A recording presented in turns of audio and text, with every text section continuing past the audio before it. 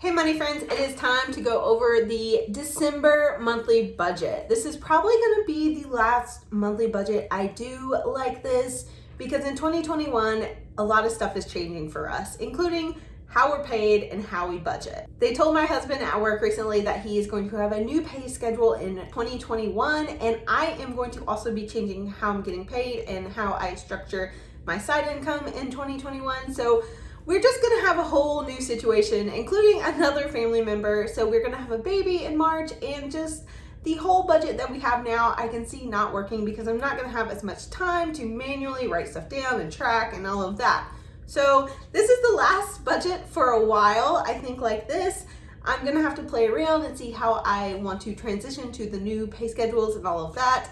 But for now, I am excited about the December budget and sharing it with you guys because it really helps keep me accountable to have my budget done and have to put it on YouTube. I mean, I don't have to, but putting it on YouTube gives me a little bit of accountability so that I have everything planned out for the month, and then I can go back in every time we get paid and just allocate the money based on what I say I'm gonna do for this monthly budget. If you're new here, my name is Mary. This is Pennies Not Perfection, and we talk about budgeting and personal finance and paying off debt and all things money, and we don't stress about mistakes because we all make them, we learn from them, and we move on. You don't have to be perfect to win with money. You just have to be consistent and willing to work on it and grow and make better choices. So with that said, let's get into the December budget and talk about what we're gonna do in the month of December with our money. Okay, let's hop over to my monthly budget sheet. I pulled this one from my budget planner. I have a lot of different variations of my budget sheets just because I get really bored with budgeting. So I try different things to keep myself entertained and wanting to do it. So I will do different budget sheets, and I'm thinking of maybe bringing back stickers. It's just doing something that makes it enjoyable for me, and budgeting can be so boring and not that fun. So that's why I am always using different sheets and switching it up, and every month is a little bit different. So let's just get started with the December budget.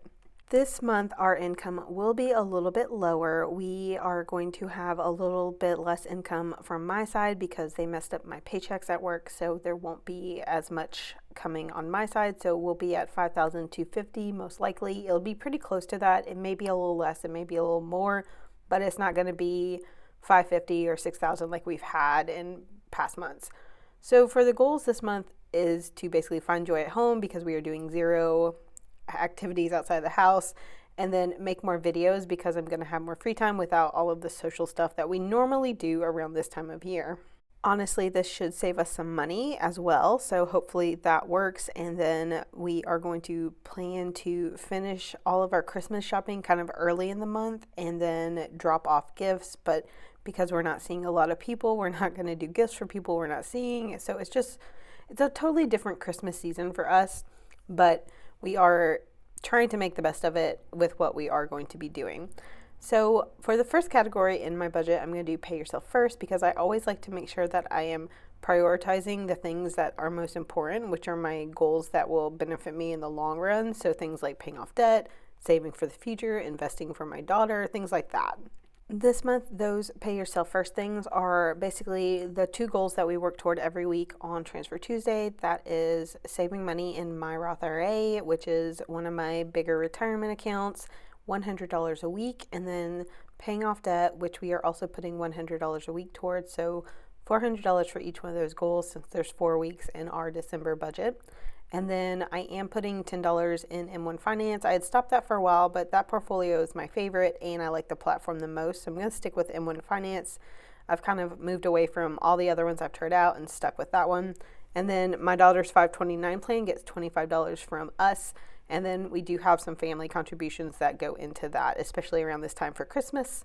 Family is very generous to her, so that is very helpful. Then for all of these things together, the pay yourself first category is $865 of our income. So after we subtract $865 from our salary, our projected salary, we have $4,385 left for everything else. Since these things are a priority for me, I like to do them first in the budget so I know that they're taken care of no matter what, because I can always drop off a sinking fund or a variable expense. And in fact, I will probably do that most months because we can't do everything we want to do, but I do try to do the priorities first.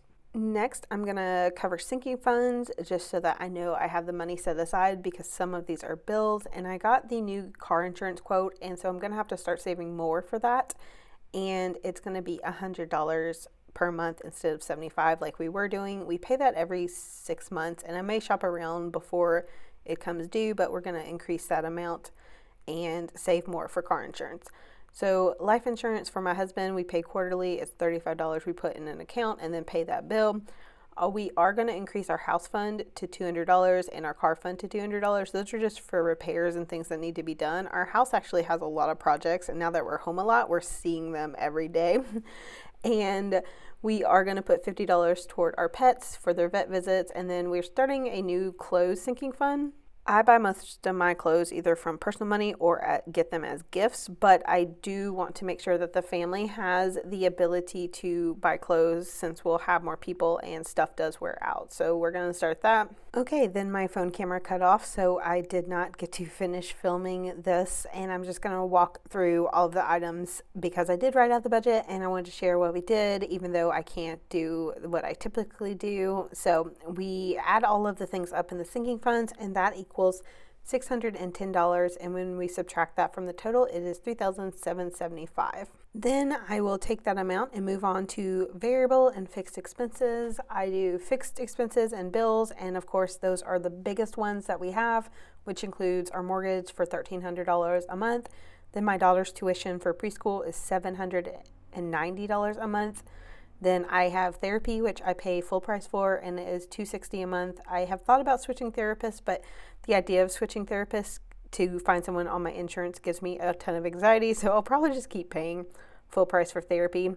And the first three things on the list, I do not have a date because we split those and they're paid like 1/2 on each paycheck basically. So that's why they don't get a date, but I like to make sure I have the date on all of the things that I pay a bill for so I know which paycheck to pay them from. Splitting stuff up into paychecks has been the best thing that we've ever done with budgeting. It makes it so much easier.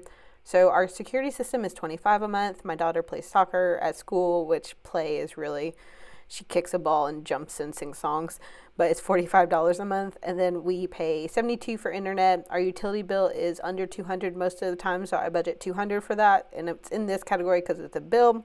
Then my life insurance is through Bestow. That's what I personally use, and it's $33 a month. And then $17 for Netflix, which we use every day, and then $14 for Prime. I was paying for just a couple months of Prime, but I'm thinking I either need to cancel or just pay for a full year because actually with the baby coming, it probably will be really useful. Between me not leaving the house and having the baby come in March, I think maybe I should probably stick with Prime, so I might just switch to the yearly in January.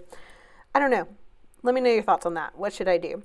So the total for my bills is $2,756, which leaves me with $1,019 left. Moving on to variable expenses, which I totally messed up on this category, but groceries $500, that's $125 a week, gas $150, personal $100, giving $200, miscellaneous $50, and then I for some reason put Christmas $50 here, even though we're not doing anything for Christmas, and that put me $50 over budget. So I think I was doing math incorrectly, so I obviously scratched that out.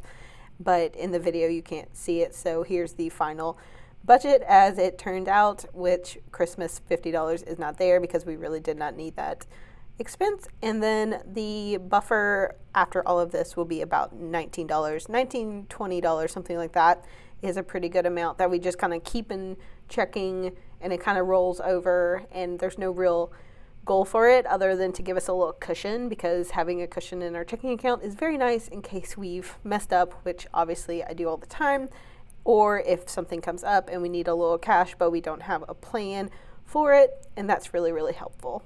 Okay guys, like I said, that's probably going to be the last budget for a while just because I think I'm going to change it up. I know that with different pay schedules, I'm going to want to do something different just overall because I feel like the system I have now isn't going to quite work. My husband is going to be on a new pay schedule and so will I, so having that change, it's pretty drastic. So I may do a video about that in the future, but for now I'm just going to kind of like think about it and then come back once I have it figured out. I would also love to know what kind of budgeting system you use, what method you use. I'm probably gonna look at a few different ones and try to find something new for us. So I will be trying out some new software, some new budgeting methods, maybe spreadsheets, maybe a different kind of budgeting method. I really do like the budget by paycheck method that I've been doing. So I'm gonna look at a few different options and kind of play around with how we do things.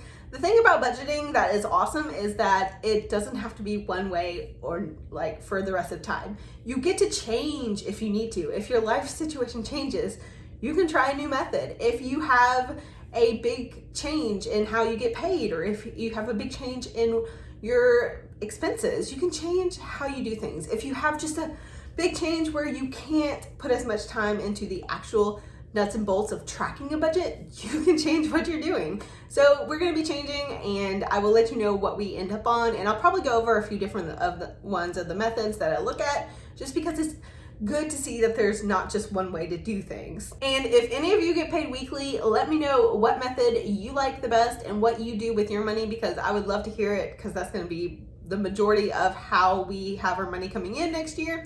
And it's gonna be a little weird. So let me know what you do with your monthly budget or with your weekly budget. I would love to hear it. That's it for me. Thanks guys. See you next time.